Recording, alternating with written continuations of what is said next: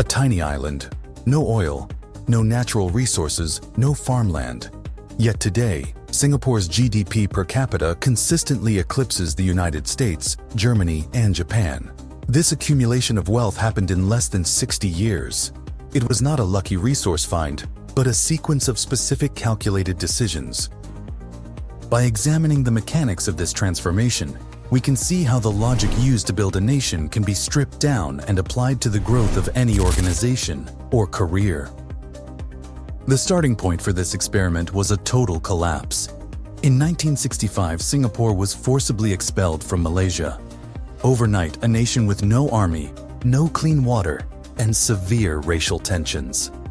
The crisis was visible. On the day independence was announced, Prime Minister Lee Kuan Yew broke down during a televised press conference, calling it a moment of anguish. Contemporary economists were nearly unanimous. They predicted the island would be unable to sustain its own population and would fail within a decade. This total lack of a safety net is what forced the leadership to treat every square foot of land and every hour of labor as a high-stakes investment. Singapore had only one geographic advantage: its position. The island sits at the southern tip of the Malay Peninsula, a point through which 40% of all global maritime trade must pass to move between the Indian Ocean and the South China Sea. The government maximized this single coordinate by building an ultra-efficient port directly in the path of that traffic. Today, it is a global bottleneck, processing 37 million shipping containers every year. This terminal operates with a level of density that turns a lack of space into a logistical strength. The port succeeded because the leadership stopped looking for new resources and instead increased the yield of the one asset they already controlled. However, a strategic location is useless if the people running it cannot be trusted. In 1965, corruption was a common tax on business, draining capital away from the developing nation. To eliminate this, Singapore implemented two specific policies.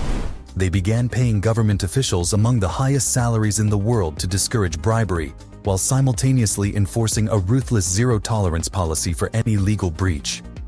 Once a reputation for absolute reliability was established, they lowered corporate taxes and adopted British common law, creating a legal environment that felt safe for foreign investors.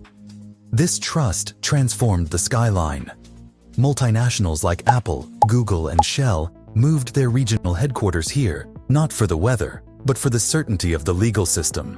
This proves that a reputation for consistency is not just a moral choice.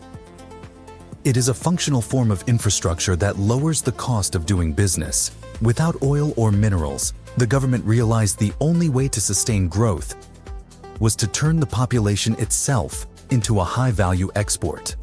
Classrooms like this one were the starting point for a curriculum designed around global market needs.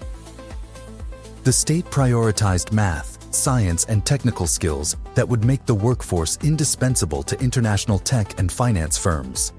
This evolved into Skills Future, a national system that provides every adult with credits to subsidize continuous retraining. The goal is to ensure that the workforce never becomes obsolete as technology shifts.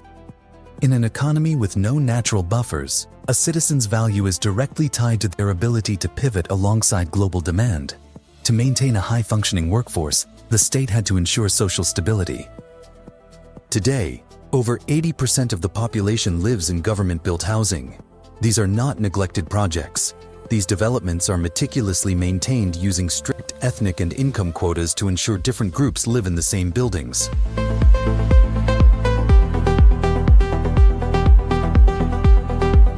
By physically designing integration into the city, the state prevents the formation of the isolated, resentful enclaves that often destabilize growing economies. Social cohesion was treated as a prerequisite for wealth. A society that isn't fighting itself is a society that can focus entirely on production. Most governments operate on 4-year election cycles, which makes long-term planning difficult. But as seen in this rally, the People's Action Party has governed since independence, allowing for policy consistency that spans decades.